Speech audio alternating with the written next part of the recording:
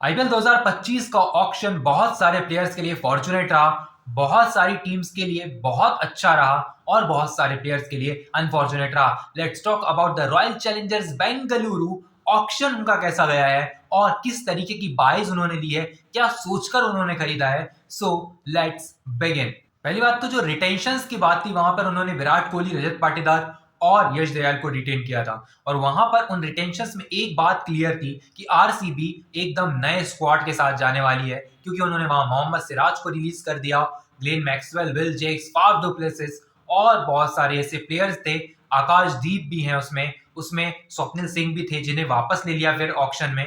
तो ऐसे बहुत सारे प्लेयर्स थे जिन्हें उन्होंने रिलीज किया और अपना एक नया स्क्वाड बनाने की कोशिश भी काफी हद तक उन्होंने की है और काफी हद तक वो सफल भी हुए हैं। ये स्क्वाड एवरेज नहीं है, अबव एवरेज नहीं है, it is a good squad. It's not a bad option for RCB, क्योंकि आरसीबी के लिए इस सीजन में एक बात तो तय है कि विराट कोहली के अलावा आपको कोई और कैप्टनसी पिक दिखती नहीं है। फिर भी अगर आरसीबी के मैनेजमेंट को दिखती है तो शायद उनकी आंखों में थोड़ा सा ग्लू लग गया होगा, क्योंकि अगर मैं विराट कोहली की बात करूं तो Virat Kohli is a man who can lead RCB again. और शायद जो सितारे हैं वो भी यही कह रहे होंगे कि शायद विराट कोहली की कप्तानी में आरसीबी की ट्रॉफी लिखी हुई है। जी हाँ, अगर मैं बात करूं इस स्क्वाड की, यहाँ पर ऑलराउंडर्स से भरी एक थोड़ी सी टीम दिखाई देगी आपको, क्योंकि उन्होंने मुंबई से रोमारियो शेफर्ड को ले लिया है और विल जैक्स को स्वैप कर दिया है। लेकिन वो स्वैप नहीं है, ऑक्शन में कुछ इस तरीके की चीजें हो रही थी जिसे देखकर लग रहा था कि क्या आरसीबी मैनेजमेंट की कोई स्ट्रेटेजी है जो कि दूसरे दिन दिखाई देगी, लेकिन वो दूसरे दिन भी नहीं दिखाई दी। बात कर लेते हैं इनके प्लेयर्स की। तो प्लेयर्स आर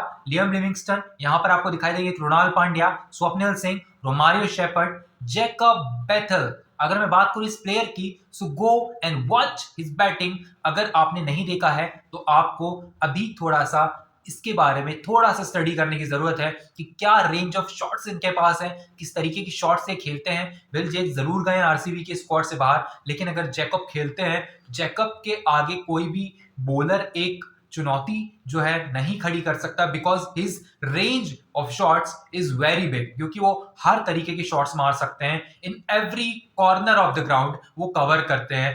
फिर उन्होंने शामिल कर लिया है मोहित राठी, एक स्पिन ऑलराउंडर, वहां पर आपको दिखाई देंगे। और आपको दिखाई देंगे यहाँ पर स्पिन ऑप्शन में सुयश शर्मा और अभिनंदन सिंह। अभी बात करूं स्पिन की, थोड़ी सी कमजोर दिखाई देती है, लेकिन कृणाल पांड्या आपके पास हैं जो कि आपके 14 के 14 मुकाबले खेलेंगे।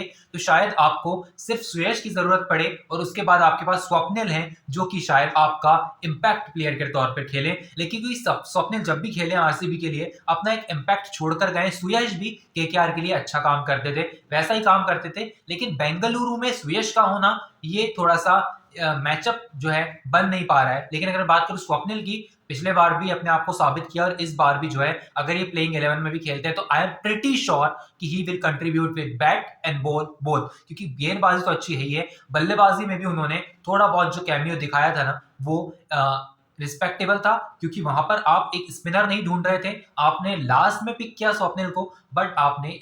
अगर बात कर लूं आरसीबी की गेंदबाजी की, तो यहां पर Josh Hazlewood has back in the royal Challengers Bengaluru. और वहां पर आपको दिखाई देंगे भुवनेश्वर कुमार, आपको दिखाई देते हैं यहाँ पर फास्ट बॉलर के ऐसे दो बड़े ऑप्शंस जो कि यहाँ पर आपको कोई भी मुकाबला जिता सकते हैं। और अगर मैं बात करूं जॉश हेजलवुड और भुवनेश्वर कुमार की स्पेशली, तो मुझे यहाँ पर इन दोनों में से सिर्फ जॉश हेजलवुड ही दिखाई देते हैं जो कि चिन्नास्वामी स्टेडियम में बेहतर कर सकते हैं। Bhuvneshwar Kumar is my pick, मतलब मेरे लिए तो बहुत बड़े प्लेयर हैं, बट अगर मैं बात करूं चिन्नास्वामी स्टेडियम की, तो Chinnaswamy will not suit Bhuvneshwar Kumar to be honest. पहले करता होगा उनके यंग डेज में, बट कैसी फॉर्म रहती है, किस तरीके की फिटनेस के साथ आते हैं, किस तरीके के माइंडसेट के साथ आते हैं भुवनेश्वर कुमार, ये देखना होगा। क्योंकि अवे मैचेस में तो भुवनेश्वर कुमार आपके बहुत काम आएंगे, लेकिन होम मैचेस में क्या भुवनेश्वर कुमार काम आएंगे, ये देखने वाली बात होगी। जॉश हेजलवुड आपके पास है, यश दयाल आपके पास है, कंपलसरी 3 पेसर। अगर आप लाइनअप के साथ 11 के 11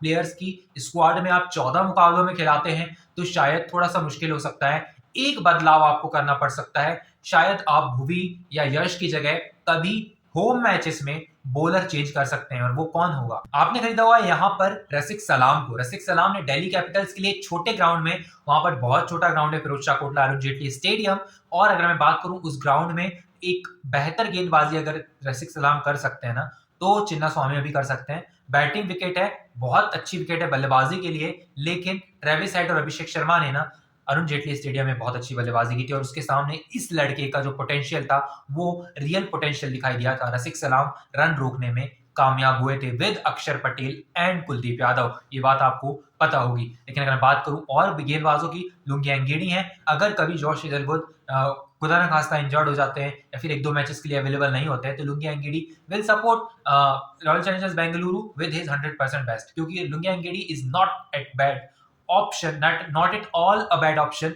और अगर मैं बात करूं पूरे स्क्वाड की तो यहाँ पर लुंगी एंगेडी फिट होते हैं प्लेइंग 11 में, अगर जॉश हेजलवुड बिल्कुल भी नहीं खेल रहे हैं उस मुकाबले को। लेकिन अगर बात करूं एक और प्लेयर की जो कि नुवान तुषारा है, तो लुंगी एंगेडी से पहले शायद आरसीबी नुवान तुषारा को रखे, क्योंकि तुषारा की जो स्किल्स है जो कि उन्होंने आईपीएल में दिखाए भी है पहले, अगर मैं बात करूं तो वो बेहतर रहे हैं, better than any other bowler जो कि मुंबई इंडियंस में खेल चुके हैं नुवान तुषारा, शायद एक्सपीरियंस बेटर ही होगा। बल्लेबाजी की बात कर लेते हैं, Virat Kohli, Rajat Patidar, Devdutt Padikkal is a steal for Royal Challengers Bengaluru, Tim David is a steal for Royal Challengers Bengaluru, क्योंकि बेंगलुरु में अगर यहाँ पर देवदत्त पडिक्कल खेलेंगे तो डेफिनेटली बहुत अच्छा स्कोर करेंगे और उनकी फॉर्म वापस आती हुई आपको दिखाई देगी। अगर हम बात करूं टिम डेविड की, तो Tim David is a steal। Tim David जैसा अगर प्लेयर आपको मिल जाता है तो बहुत अच्छी बात होती है। जितेश शर्मा 11 करोड़, अगर जितेश शर्मा इसको एक प्रेशर की तरह नहीं लेते हैं और जितेश शर्मा अपने फुल पोटेंशियल के साथ खेलते हैं, जैसे वो टीम इंडिया के लिए प्रदर्शन करते आ रहे हैं, जैसे वो पंजाब किंग्स के लिए प्रदर्शन करते आए मिडिल ऑर्डर में,